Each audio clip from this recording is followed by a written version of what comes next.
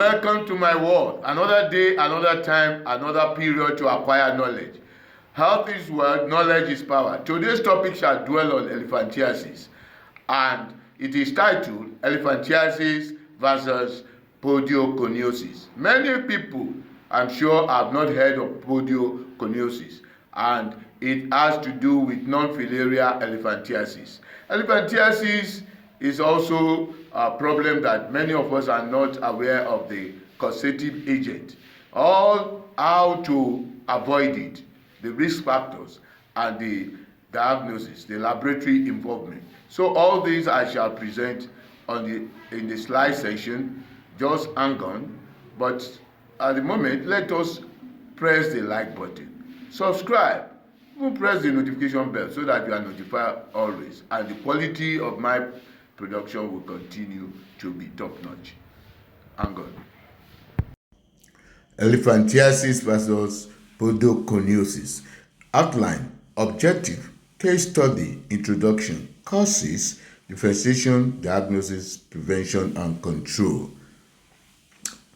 Objective, to create more awareness of the filarial form of elephantiasis and the non-filarial form of it, to expose the preventive measures that will allow for the control of the disease and finally eradicate it out of tropical countries. Elephantiasis case study. A 48-year-old man lived in a village where many men and women have elephantiasis.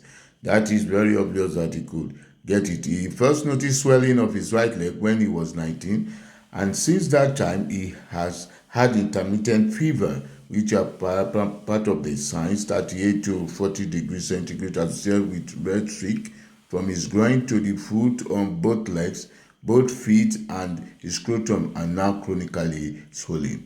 The podoconiosis case study. This happens as a research was conducted where the situation was becoming confusing. People were not really diagnosed of having the filarial worms. The study was prompted by what appeared to be an intense outbreak of elephantiasis in 2014 and 15 in the district of Western Uganda, an area not previously known to harbor it.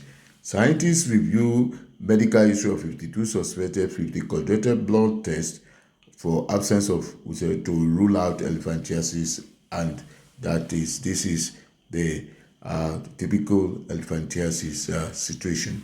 Introduction. Elephantiasis is a neglected tropical disease, which means that the developed countries have forgotten about it, and it's for the developing countries to take care of.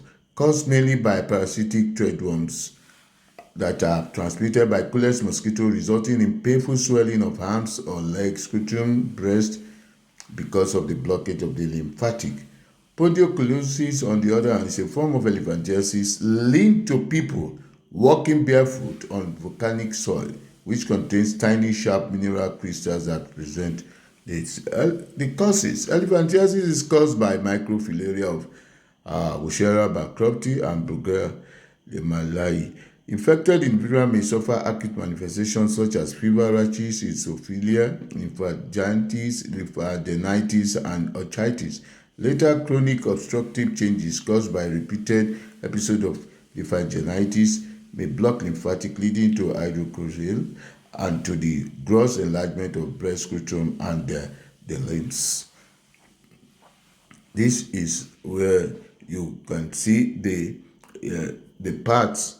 You have the insect vector that transmits it to man, and the insect vector produces the larvae that matures in man by going towards the lymphatic vessels, blocking it and creating serious problem. So filaria as a nematode are characteristic, and the female worm produces that very large one. Podoconiosis, it is a disease linked to people walking barefoot on volcanic soil, which contain tiny sharp mineral crystals that penetrated the feet and caused the blockages. Differentiation of the two. You have the description, elephantiasis and podoconiosis. Basically, it's very simple. Podoconiosis does not have incriminated any filarial one. It is just because they walk barefoot and not wearing shoe. So, but route of entry, we say mosquito bite. Presentation, swollen limbs, groin and breast. But what you find more commonly with podoconiosis is just swollen limbs. Presentation from blood to lymphatic. That is the way it goes. The diagnosis, there is the grand thing that you use to identify, and the treatment, you find the drugs are different, and there's surgery for podoconiosis. Diagnosis. In the diagnosis aspect, you have the symptomatic and the asymptomatic arrow pathway. The asymptomatic quickly present with the microfilaria in the blood, whereas the symptomatic will take the part that you start seeing the elephantiasis, the fever, and finally, after a year or two, the microfilaria itself. Prevention and control. Elephantiasis could be prevented by not allowing coolest mosquitoes to breed in stagnant water.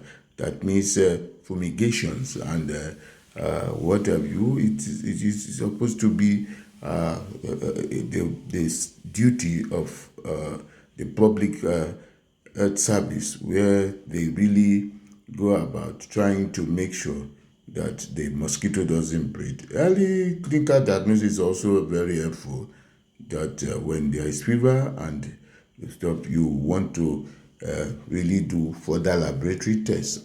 Avoid places where it is endemic, and that is true.